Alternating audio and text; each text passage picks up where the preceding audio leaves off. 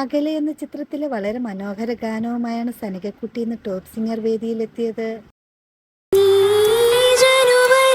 മോള് ഇതുവരെ പാടിയിൽ വെച്ചിട്ട് നല്ല ഡൈനാമിക്സ് ഒരുപാട് കൊണ്ടുവന്ന ഒരു പാട്ടാണ്. ജി വേണുഗോപാലും സുജാത മോഹനും ചേർന്നാലപിച്ച ഗാനമാണ് താരം മനോഹരമായി ആലപിക്കുന്നത്. ചരണത്തില് അകലെ നിലാവിൻ അത് ബ്യൂട്ടിഫുൾ ആണ്, super, out of the world ആണ്.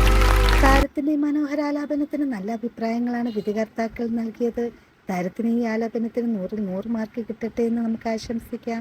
സനികയ്ക്ക് ഈ ഫ്ലോറിലൊരു വലിയ ഫാൻ ഉണ്ട്. ആരാന്നറിയാമോ? സൂത്രധാരൻ എന്ന ചിത്രത്തിലെ ഗാനവുമായാണ് മുഹമ്മദ് യാസിൻ ഇന്ന് ടോപ്പ് സിംഗർ വേദിയിലെത്തിയത്. മോന്റെ ശബ്ദം മാറുന്നു, ചില മേളിലൊക്കെ പാടാൻ പ്രയാസമാണ്. KJ യേശുദാസും സുജാതയും ചേർന്നാലപിച്ച ഗാനമാണ് താരം ആലപിക്കുന്നത്. ഫസ്റ്റ് പല്ലവിയുടെ തുണ്ട് എൻ്റെ പാടി നിർത്തുമ്പോൾ അതൊരു ചേരായിക ഉണ്ടായിരുന്നു.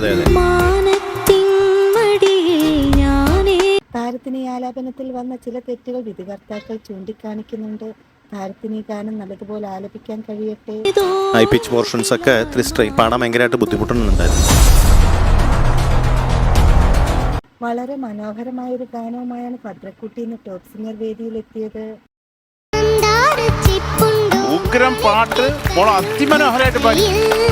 ദശരഥം എന്ന ചിത്രത്തിൽ MG ശ്രീകുമാറും ചിത്രയും ചേർന്നാലപിച്ച ഗാനമാണ് താരം ആലപിക്കുന്നത്. ചലനത്തിലുള്ള സംഗതിയൊക്കെ എങ്ങനെ പഠിച്ചു? താരങ്ങളുടെ മനോഹരാലാപനങ്ങളും മനോഹര നിമിഷങ്ങളും കാണാൻ നമുക്ക് കാത്തിരിക്കാം. രസമായിട്ടാ മക്കള് പാടിയത്. എന്നോട് മിണ്ടണ്ട. അയ്യോ, അങ്ങനെ മിണ്ടായിരിക്കാൻ പറ്റുമോ?